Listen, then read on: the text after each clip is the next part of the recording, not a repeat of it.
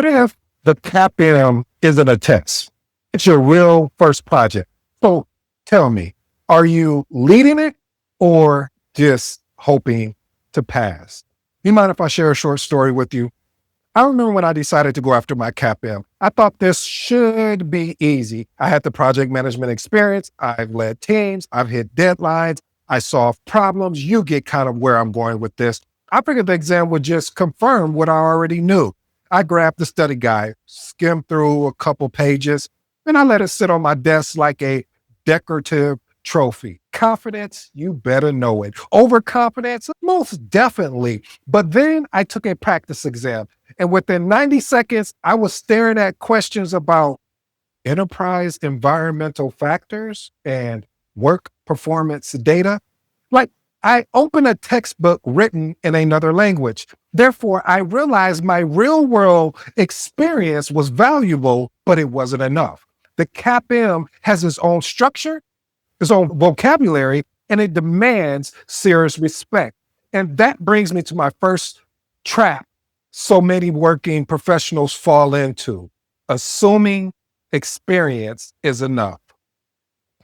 Point number one, assuming experience is enough, underestimating the exam's challenges. Many professionals with years on the job experience assume their practical knowledge is a direct substitute for studying. They believe the exam is a simple validation of what they already do. This leads them to underestimate the exam's strict adherence to the PMI framework, and it specifies standard terminologies which often differs in different company organizations. Why is this important? The CAPM doesn't test how projects work in your specific organization. It tests the PMI framework, the terms, the ideal processes. Relying solely on real-world habits causes conflict with the PMI's best practice questions. Experiment with these actionable tips. I want you to adopt a beginner's mindset. Set aside your real-world experience and approach the PMBOK guide as the single source of truth for the exam. Next point, focus on the terminology. Pay close attention to PM's specific definitions in the glossary. What you call a project brief might be actually what is called a project charter in PMI terms. Knowing the difference is definitely crucial. And the last and final one, identify gaps as you study and compare the PMI framework to your own experience. And note the differences. These are high-risk areas that require extra focus. Point number two, message. Anytime I say message, if you're new to the episode, this is something I need you to pay attention to. The reason why I need you to pay attention to is we talked about as I gave you some of my actionable steps or tips that you should experiment with, I talked about the PMBOK as being the single source of truth. But that's not all the way clear, because this particular point right here is what really is the driver that allows you to have success. So you say, okay, ED, just get to it. Well, I got you. Ignoring the exam content line, or what we call ECO. Again, ignoring the exam content outline. Some skip the official exam content outline, assuming study guides are enough. The ECO, or what we say is the exam content outline, outlines exactly what the PMI will attest. Why is this important? Not aligning your prep to the exam content outline leads to wasted study time and surprises you on test day. Experiment with these actionable tips. Download the exam content outline first before you even open up the PMBOK guide, before you take any particular practice test or look at anything. Download this first and get the latest CAPM exam content outline from PMI's website. Next one, weight your study plan. Allocate more study hours to domains with the highest percentage of questions. And the last and final one, use a final review checklist before the exam. Go through every task listed on the exam content outline and just be honest with yourself. Honestly assess your confidence. This is the best way to spot and fix any remaining weak spots. Point number three, second guessing answers. Listen, family, if you're still here, which I hope you are, because this is one of those powerful episodes. I'm not telling you something I heard. I'm not telling you something I thought about in a dream. These are the things that exactly happened to me that I wish I seen a video on, or I seen an episode on, or I seen some content on when I was getting my CAPM. And I'm giving you these experiences because I want you to have success on the CAPM exam. Okay, enough of my disclaimer. Point number 3, second guessing answers. During the test, professionals often change correct answers because they are overthinking it, or it's nerves, or most important, there's a lack of confidence. Why is this important? Constantly changing your answers increases the chance of getting it wrong, especially when you went with your first instinct, when you knew that, hey, I believe this is right.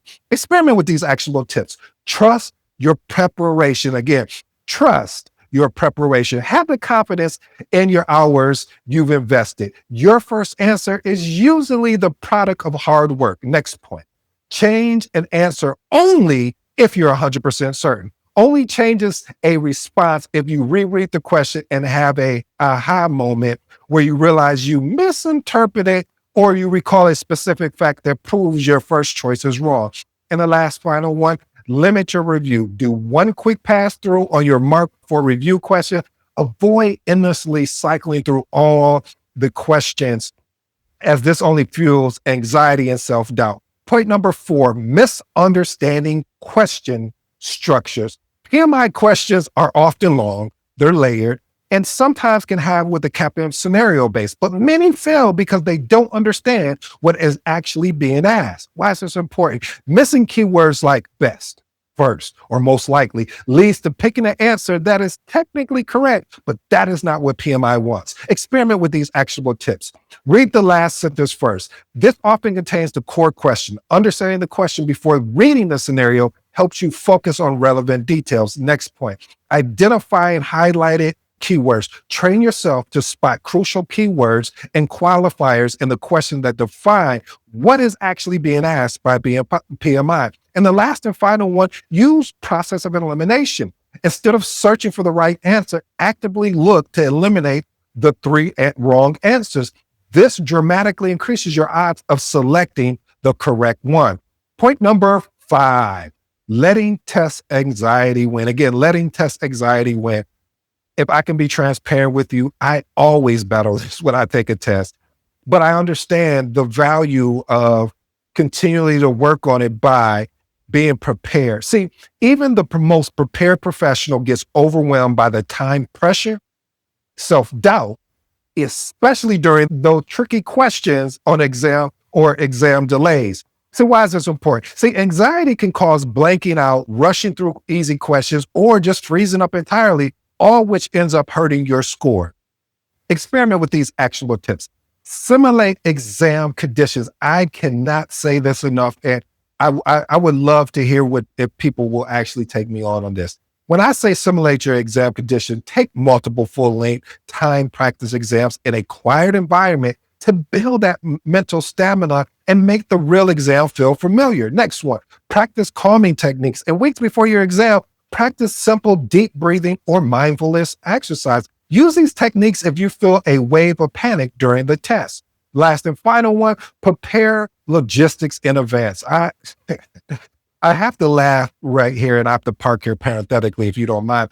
I remember when I was taking my test and I didn't do this. I was like, oh, well, it won't be no problem. You know, I know how to get there, just punch it in the GPS. Well, I didn't account for traffic. I didn't account for potentially they may be doing construction and it may take me longer to get there. I say all that to say, know exactly how to get to the test center, where you're going to park, and what you're allowed to bring. Eliminating these small day stressors, it frees up your mental energy for the exam itself. Point number 6, getting bogged down in ITTOs. What are ITTOs? Inputs, tools, and techniques and outputs are overwhelming and detailed, but trying to memorize all of them is not what the CAPM exam is built on. Are they important? Yes. But remember what we discussed in point number 2, the exam content outline. This is the driving force behind the CAPM exam. Why is this important?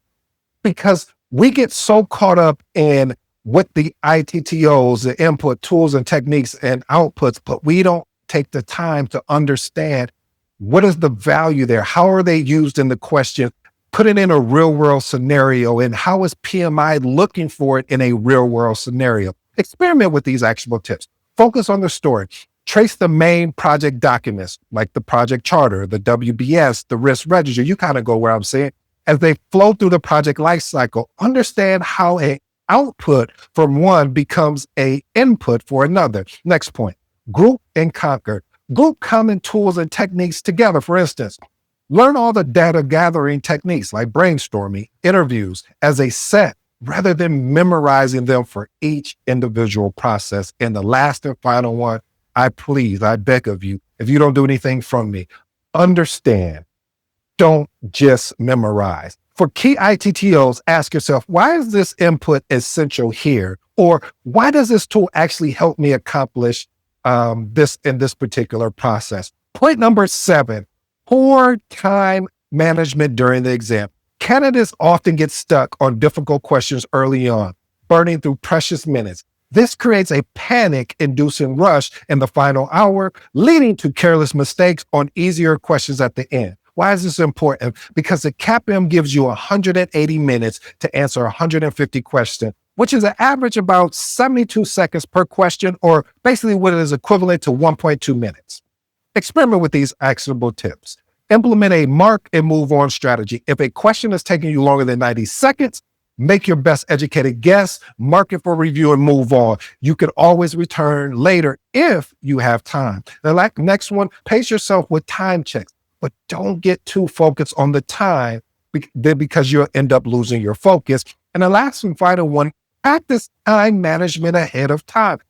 Out of all of the experimental actionable tips I said about this particular one, this one is key because you can do this during your mock exam. You should be practicing how much time you're spending on questions. It should get to the point where you shouldn't even have to look at the clock too much because you've done the practice on answering questions efficiently and effectively. Point number 8, studying without a plan.